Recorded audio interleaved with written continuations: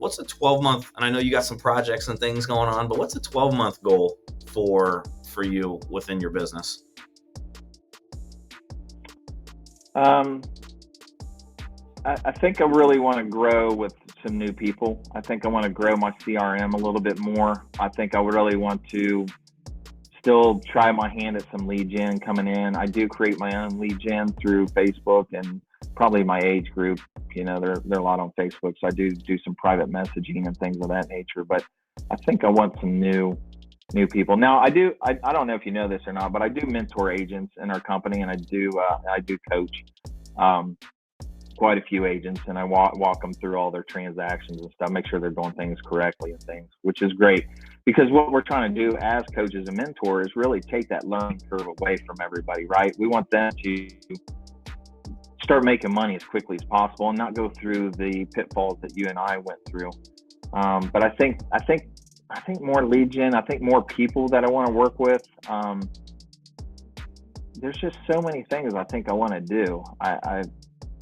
I just want to grow and I do want to make honestly, just as much money as I possibly can and bank it. I mean, I really do. We're in a process, and thank God I have a wonderful wife, who's also a real estate agent. So she does work with a lot of the buyers versus me working with sellers, but it works hand in hand. Yeah. And then we trade off. You know, we'll trade off if I need to go show some homes or anything. And I still do open houses quite a bit, because I told you I still want some new people to come through the door. And that's a great source of income, is doing an open house. I mean, you get to meet quite a few people.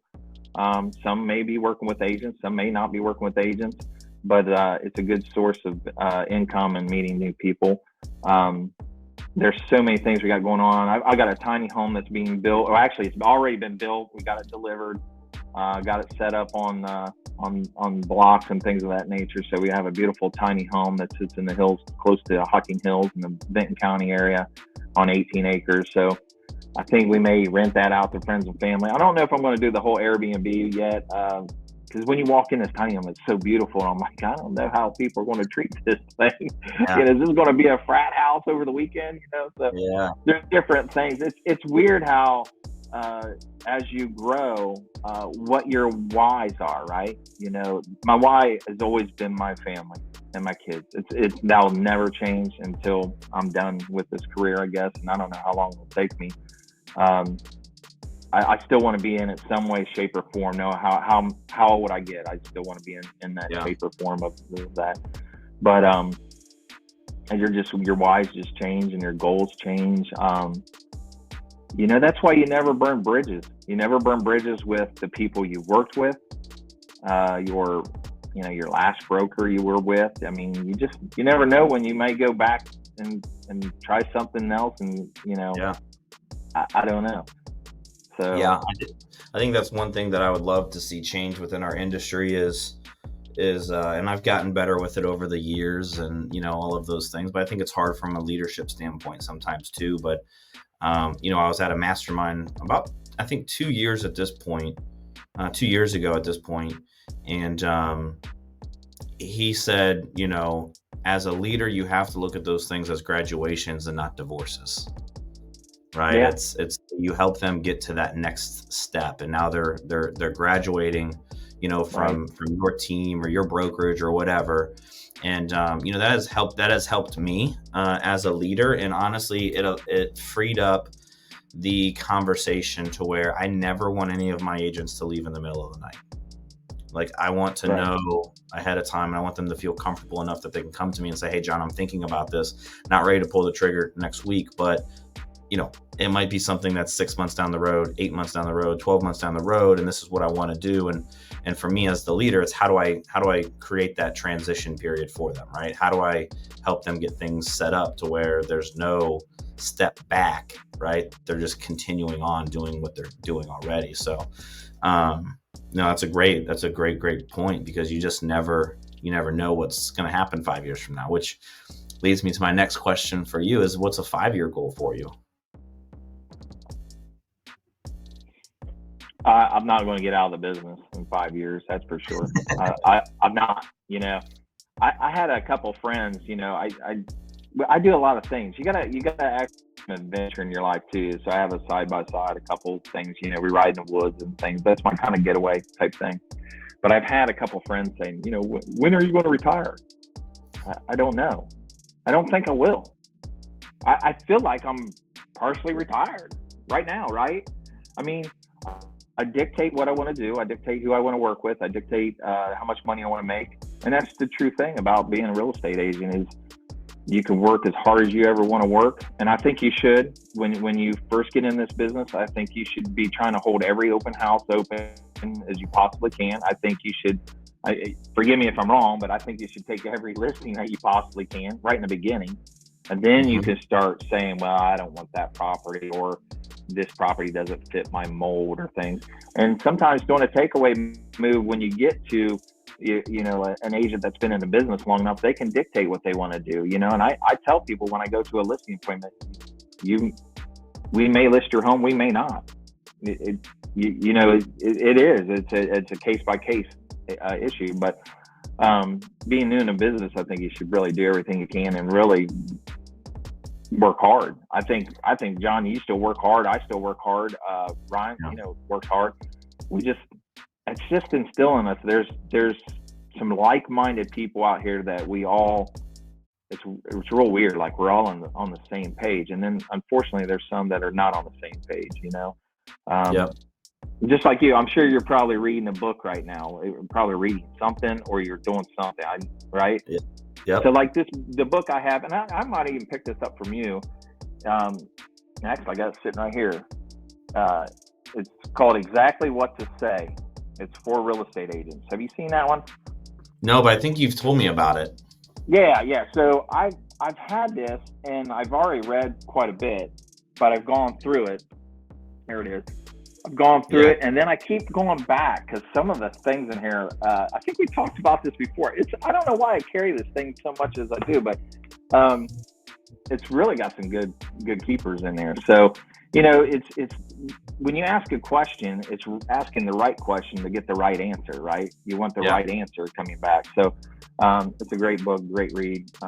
Carried it around quite a bit, but it's just you're constantly growing, right? And then there's sometimes I do listen to music in my vehicle, but there's sometimes, man, I'm like, wow, I love to listen to Tony Robbins, or I like to listen to up and coming mentors or mentees, or anything that you can grasp to get that little sense of something that may change your mind thought for that day, right? It's just a moment in time. If you're having a bad day, and I try to teach my kids this, if you're having a bad day or something's not working right, you're going through a moment in time. You can change your mind pattern or your thought just in a couple moments. You just, take a deep breath and get through some things. But, not every day is a great day for Tom Conley either. You try to do the best you can at the time you can. And what it is hanging out with, the John Harps, the people that lift you up, not the people that are just kind of down. You need to be around like-minded people that are just great people and that are up. I mean, we have a great broker too. I know Rick. I mean, that guy. Yeah. Man, I don't know what he takes in the morning, but man, that guy, you get a dose of him every morning if you could. He's great. It's one of those things too. It's like I tell people, like, your environment matters. And if you don't, and here's the thing, I tell everyone this. There's people within your brokerage right now that are willing to pour into you. There's people in your brokerage right now that are very optimistic of what 2024 and 2025 is going to bring.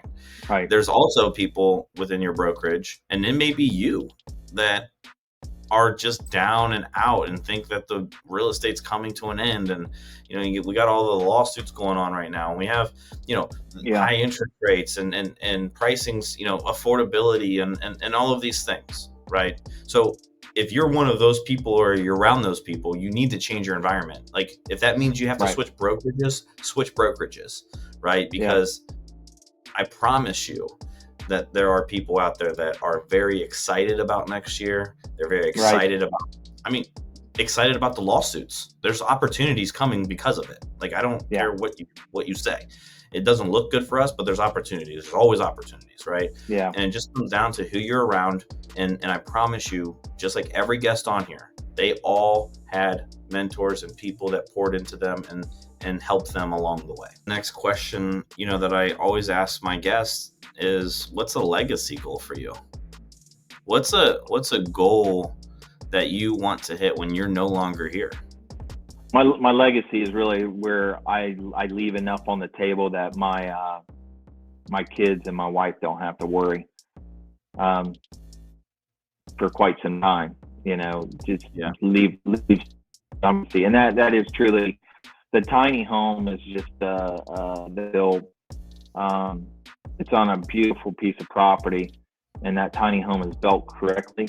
The land improvements, that is, John, you do land improvements, it's very expensive, and I've seen people do land improvements wrong and things of that nature. And we're talking like septic, electric, and all. Everything was done top notch, and that's a place for them to go relax away with families. When and that's a legacy, is just to leave a good feeling about what you said or your decision. You leave people knowing that you were honest.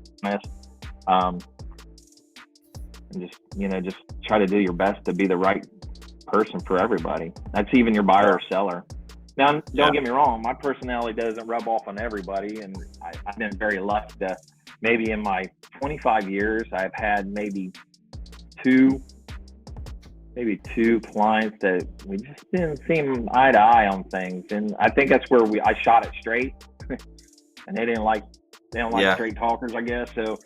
And that's okay. That's okay. I just say, maybe it's better you work with maybe my wife, and if that doesn't work, maybe it's somebody else in the office or something like that. So but you only got what do we think when you hit the door, right? When you're meeting a seller or buyer, what did we say one time? Is it's less than 30 seconds before they probably like you or not. That's quick. That's quick. Yep. Yeah, and it can be based off of how you dress. It could be based off of your hair. Like there's we all judge people in a glance, right? And it's really sad. Yeah, and your job as the agent, right, is how do I build relationship with this person?